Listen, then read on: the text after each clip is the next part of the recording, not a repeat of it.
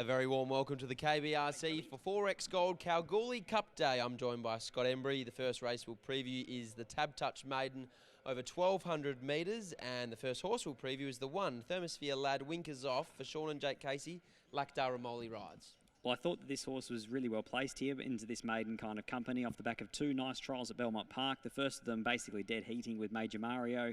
The second of them winning by 4 lengths. Goes around a big price here because all eyes are going to be on Barneys World.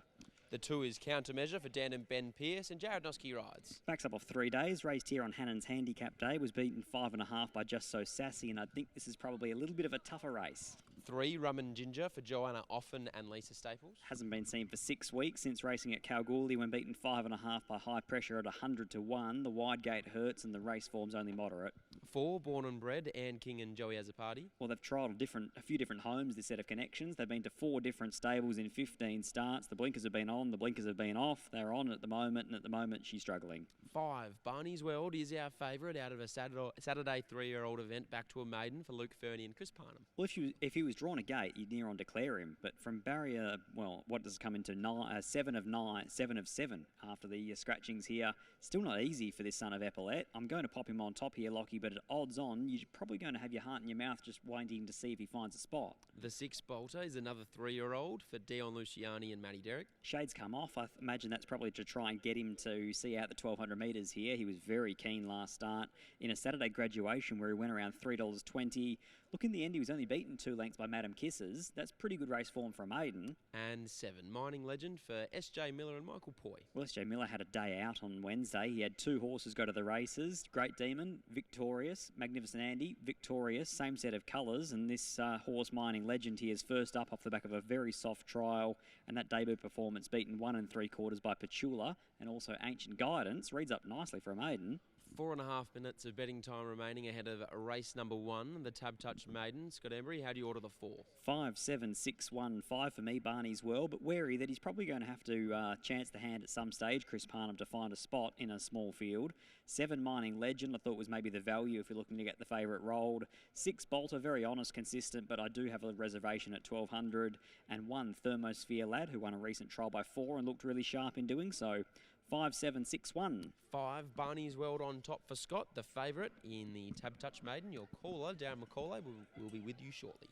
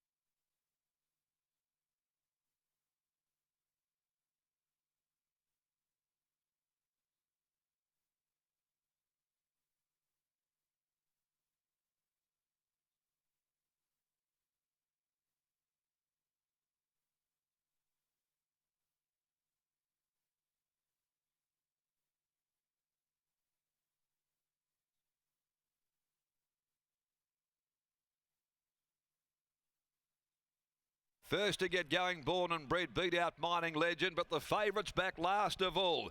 Barneys World found itself at the tail end of the field through the first 200 countermeasure, pushing up with Bolder Thermosphere Lad. Dropping out as well, Rum and Ginger, and the 3-year-old Barneys World brings up the tail of the field as they hit the 800. They go off the back straight now to the side. Born and Bred leads the way. A length and a half over Mining Legend. Countermeasure occupying third spot. Down on the inside as Bolter improves. A length away, Thermosphere Lad, followed by Barneys World, who comes out 3 wide now. Only about 4 or 5 from the leader. Back near the inside, dropping out Rum and Ginger. At the 450 though, Born and Bred brings them to the home corner. Immediately off the steel, Mining Legend. Countermeasure also equally so under heavy pressure. Bolter made the turn awkwardly and took the favourite Barneys World to the outside of it. At the 250, Born and Bred, the horse to run down. It's Born and Bred by 2.5. Here's the favourite starting to wind up, the 3-year-old closing down the margin. Here comes Barneys World. Barneys World, the epaulette 3-year-old, storms to the lead now, puts them away, and Barneys World comes from last to beat Born and Bred, Thermosphere Lad. Bolton might have grabbed fourth from Mining Legend and followed further back by Rum and Ginger. Countermeasure dropping out to finish at the tail end of the field.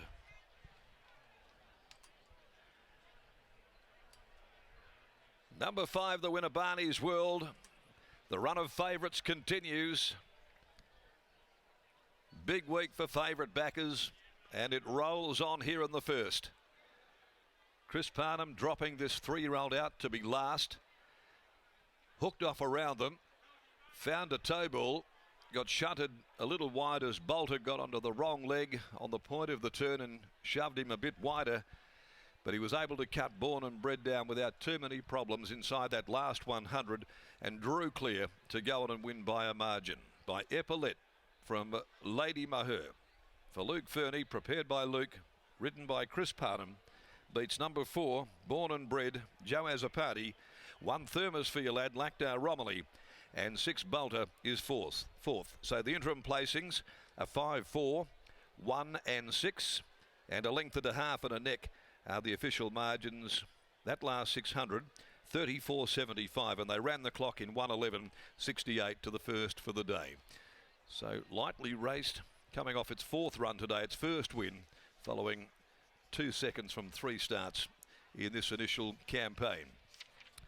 Next event of the day, the Remembering Richard Hill West Speed Platinum Handicap over 1300. Number 8, Yo-Yos, is the scratching, and Chris Parnham will ride number 4, Hear My Prayer. We can take you down to the yard and we'll catch up with Lockie Taylor, who's down here this afternoon, along with Scotty Embry and of course Crishane Warren, bringing you all of the action from the enclosure on 4X Cal Cup Day. Here's Lockie. Thanks, Darren. I'm now joined by a local boy and winning trainer in Luke Fernie. Luke, Barneys World, he's always shown plenty of ability. However, when the gates opened, did you expect him to be in the position he was? I didn't expect him to be that far back, but yeah, he waited for him his last start in Perth when he hit the front, so being a little bit further back today wasn't the worst thing in the world. He's got a bit of class to him, so I was pretty confident once he straightened up he'd run past him. As you said, he has some class to him. The fact that he does perhaps have more ability than the rest of his rivals. Did you come into today with a degree of confidence, especially that he could get the job done at such a short quote? Yeah, the barrier is always very concerning. It doesn't matter how good a horse they are, so he's handled it well, he's got the job done, and Chris is off to a good start. He's had 3 or 4 starts this campaign so far. Do you press on with him now, or is he looking for the paddock anytime soon? I'm not too sure, mate. I'm sure I'll work that out. We'll see how the travel goes. It's hot today, so it might take a little bit out of him, and then we'll give him a little let up and then bring him back for some races later on. In the 4X Gold Kalgoorlie Cup, you'll saddle up the second favourite, Be Optimistic. How's she been in the last couple of weeks? Yeah, super. Really happy with her. She travelled up good this morning, so everything's on track. Good to see you, Brighton. Well done. Thank you. There's Luke Fernie, winning trainer after Barneys World, combining with Chris Parnham to take out the TABtouch Maiden.